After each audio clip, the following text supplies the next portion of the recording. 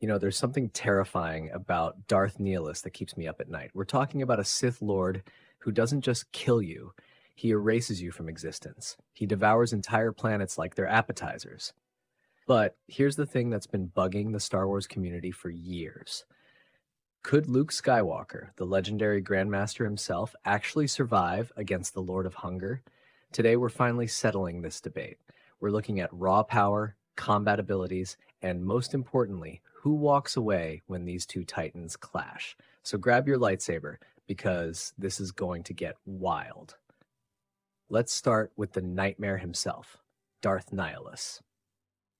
If you've played Knights of the Old Republic 2, you know this guy isn't your typical Sith. He's not interested in ruling the galaxy or building empires. Nihilus is essentially a walking black hole, wrapped in robes and a terrifying mask. And that mask, yeah, it's not just for show.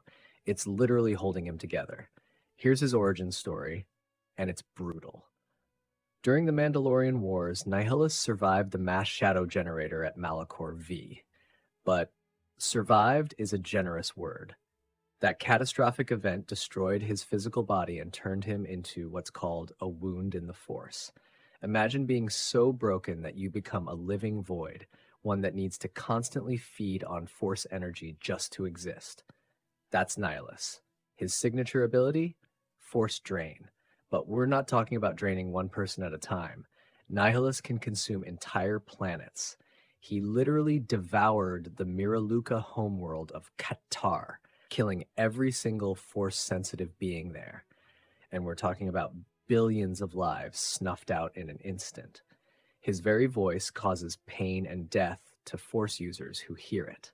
His apprentice, Visas Mar, became completely enslaved to him just by being in his presence. Now here's what makes Nihilus particularly dangerous in combat.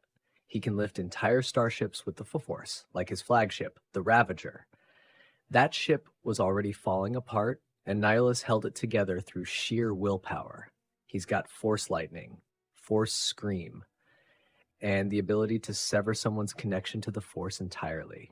He literally did this to Darth Traya when he betrayed her, but, and this is crucial, Nihilus has a massive weakness. He's not in control anymore. His hunger controls him. He's like an addict who can never be satisfied. Every time he feeds, he needs more. He's not a strategic mastermind. He's a force of nature, sure, but he's also predictable. He sees Force users as food, nothing more. And here's the kicker. Nihilus was defeated. The Jedi exile, Mitra Surik, managed to take him down, and she wasn't even at the peak of Jedi power. How? She was also a wound in the Force. That meant Nihilus couldn't drain her. When he tried, it actually hurt him. That's a critical detail we'll come back to. Now let's talk about Luke Skywalker, but not the Luke from the movies. We're talking about GrandMaster Luke from the Legends continuity. This is Luke after decades of training, battles, and growth, arguably the most powerful Jedi who ever lived. Where do I even start with this guy? First off, Luke achieved something called oneness with the Force. In the Unifying Force, Luke temporarily became a pure conduit of the Force itself. The description is insane. He moved like a storm of luminous energy, wielding his lightsaber with such precision that witnesses said it looked like he had 20 lightsabers. He single-handedly defeated countless Yuuzhan Vong warriors, each one individually capable of killing experienced Jedi. But Luke's power goes way beyond lightsaber combat.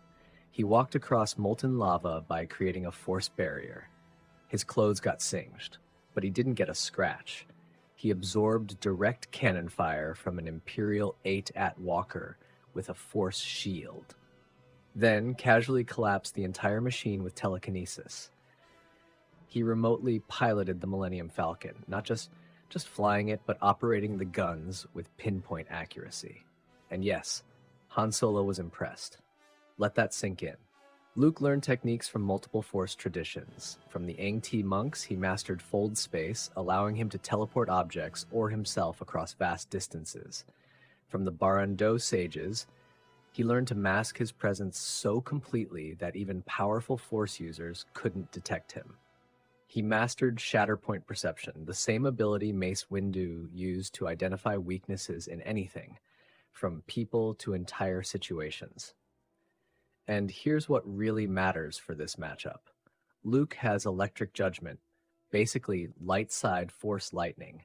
He can resist Force drain attempts, and he proved it when facing beings that tried to consume his Force energy. Most impressively, he defeated Abeloth. And Abeloth wasn't just powerful. She was an ancient Force entity, a dark side god capable of reshaping reality. Her presence alone destabilized the galaxy. Luke, alongside Darth Krayt, defeated her by achieving a level of Force mastery that's almost incomprehensible. Parts of that battle didn't even take place in the physical world. They fought on a spiritual plane, using techniques beyond conventional combat. Luke's lightsaber skills are just as insane. He mastered Form 3 for defense, Form 4 for acrobatics, and Form 5 for power. Then he created his own hybrid style, combining the best aspects of each. He's defeated opponents like the reborn Emperor Palpatine, Lumia, and dozens of powerful Sith. But Luke's greatest strength? Control.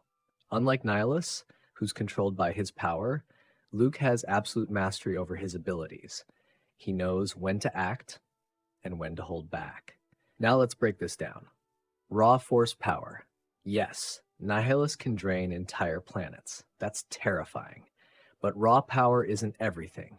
Luke has manipulated pseudo-black holes, reconstructed massive structures, and channeled Force energy across the galaxy, communicating with every Jedi at once during a crisis. Combat skills. Luke is a master duelist with decades of experience. Nihilus? His lightsaber skills are average at best. Once his drain was neutralized in KOTOR II, he fell quickly in direct combat. Force abilities. Nihilus has Force Drain, Force Lightning, and Mind Control.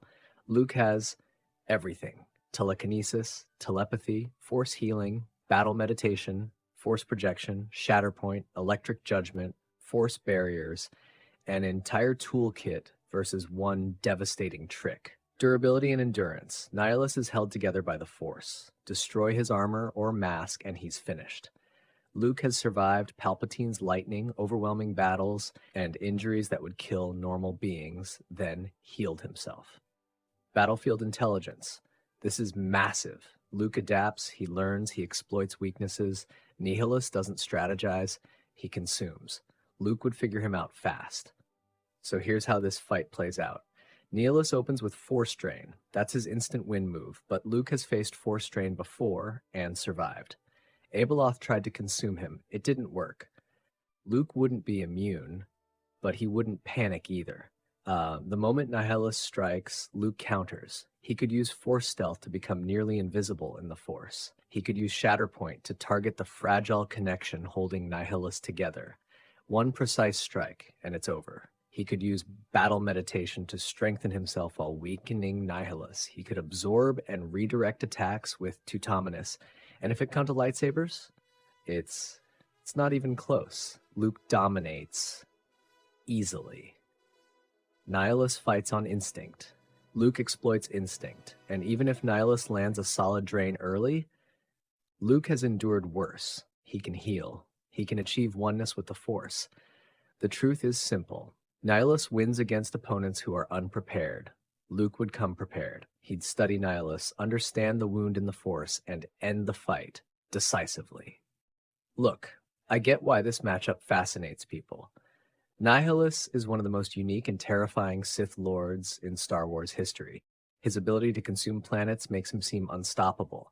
But when you really analyze their abilities, experience, and versatility, Luke Skywalker wins this fight. And it's not even particularly close. Nihilus is incredibly powerful, but he's a one-trick pony, controlled by his hunger. Luke is a Grandmaster with decades of experience, hundreds of Force abilities, superior combat skills, and most importantly, the wisdom to exploit Nihilus's weaknesses. Think about it this way. The Jedi exile defeated Nihilus, and Luke Skywalker is exponentially more powerful than the exile ever was. Luke has faced and defeated threats that make Nihilus look small by comparison. Abeloth could have eaten Nihilus for breakfast, and Luke took her down. So while Darth Nihilus is absolutely one of the most dangerous Sith Lords for unprepared opponents, Luke Skywalker is exactly the kind of opponent who counters everything Nihilus brings to the table. What do you think? Am I being too hard on the Lord of Hunger? Let me know in the comments. And hey, if you enjoyed this breakdown, hit that subscribe button. We've got plenty more Star Wars debates coming your way. May the Force be with you.